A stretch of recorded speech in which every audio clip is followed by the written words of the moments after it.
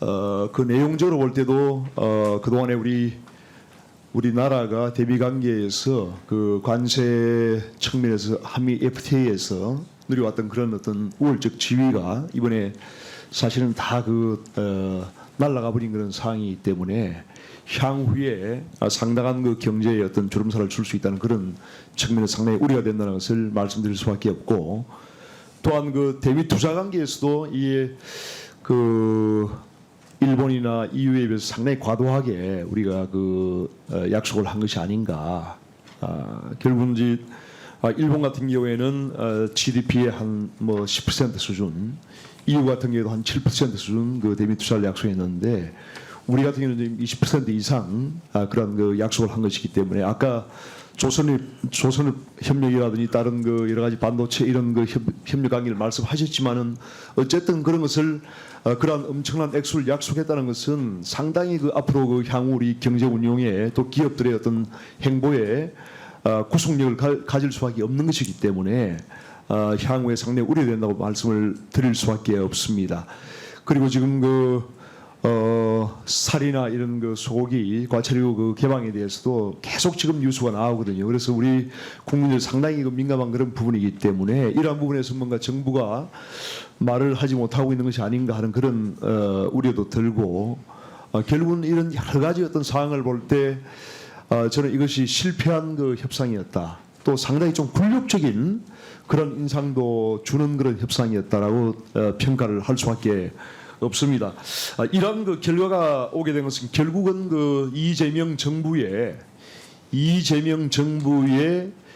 대미 외교에서의 그런 실패, 이러한 저간의 여러 가지 어떤 상황을 볼 때 현 정부가 그러한 외교, 국제관계, 대미 외교, 한미 동맹 이런 차원에서 상당히 어떤 지금 실패의 길로 감으로써 결국은 임기 초에 이 대미 관세 협상이 상당히 중요한 그런 변곡점인데, 향후에 과연 어떻게 될 것인가 우려할 수밖에 없는데 한번 말씀을 해주시기 바랍니다. 예, 의원님께서 이재명 정부가 대미 외교 실패했다, 또 그다음에 이번에 협상은 굴욕적이고 또 굴욕적이게 볼 수밖에 없죠.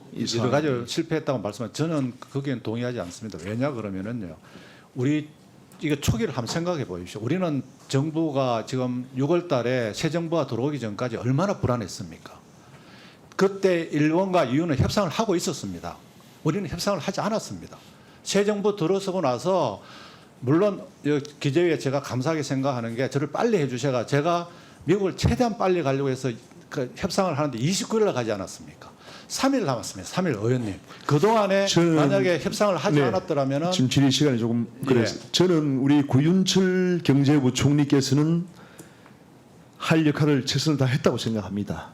그렇지만은 경제부총리가 할 수 있는 역할이 있고, 현 정부의 기본적인 그런 어떤 성향이라든지 미국과의 관계, 또 중국과의 관계 이런 측면에서 현 정부가 상당한 그런 어떤 한미 관계에서 취약점을 가지고 있는 그런 하나의 현 상황이, 그런 환경이 있기 때문에 우리 구윤철 부총리께서 아무리 노력을 해도 아까 말씀하신 대로 역부족이었던 거예요. 역부족이었던 거예요. 그래서 최악의 상황을 피했다고 평가를 하시지만은 이것이 최악이 될 수도 있다. 이 현 상황이 하는 그런 경각심을 가져달라는 것이고, 지금 잘했다고 말씀을 하시는 건 아니잖아요. 성공했다고 하시는 말씀은 아니잖아요. 국민들이 상당히 우려하고 있습니다.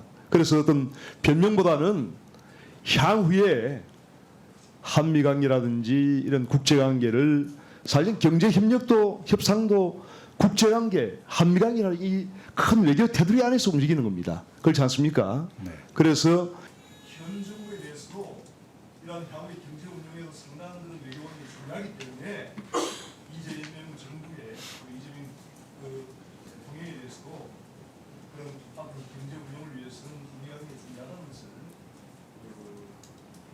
주장 강력하게 하시고,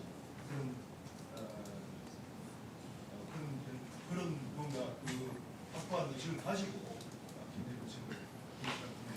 예, 의원님 말씀하신 것처럼 저희들이 제가 이번에 트럼프 대통령을 직접 뵈니까요, 정상회담을 다음 주 하자 진짜 그러셨습니다.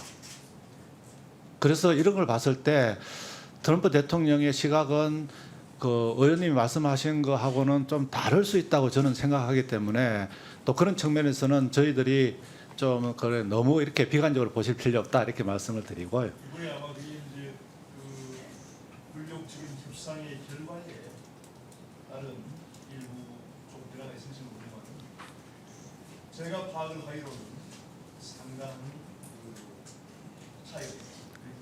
예, 의원님, 이 굴욕적인 거 진짜 아닙니다. 저희들은 진짜 최선을 다했습니다. 왜냐하면은요, 그동안에 한국은 이 협상 시간이 짧았습니다. 정부가 바뀌는 과정에서.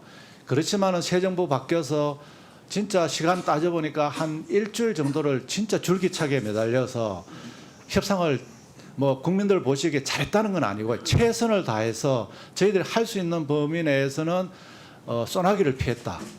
최악의 상황을 피했다 이렇게. 총리님의 그런 역할을 했습니다. 예, 어쨌거나 하여튼 의원님 이게 다 정부의 공통적인 노력이라는 말씀을 드리고요. 그래서 지금 말씀하신 우려를 알겠습니다. 그래서 그 대미 투자에 있어서 저희들이 과도한 부분이라고 말씀하시는데요. 3,500억 불 중에서 1,500억 불은 우리가 조선에 완전히 얼라이언스 했기 때문에 이거는 진짜 한국만이 투자를 할 수 있는 분야라고 보시고 나머지 분야도 반도체, 2차 전지 이런 분야가 한국의 우월점이 있는 분야입니다. 미국이 5,500억 불도 아마 이런 분야 투자를 하라고 했을 때 오히려 한국한테는 저는 이게 오히려 유리할 수도 있다. 또 영국이 6천억 불을 해야 됩니다. 이유가 그 부분도 아마 이런 분야 했을 때 영국보다는 한국에 장점이 있다. 이렇게 따졌을 때 의원님 힘을 좀 주십시오. 그러면은 이거 한국이 적극적으로 갔을 때는 우리 돈 3,500불에다가 일본 거 5,500불, EU 거 6천억 불까지도 이쪽으로 갔을 때 누가 위너가 되겠습니까? 그래서 그런 측면에 좀 힘을 실어주시면은 저희들이 적극적으로 해서 오히려 이 기회로 전환을 시키겠습니다.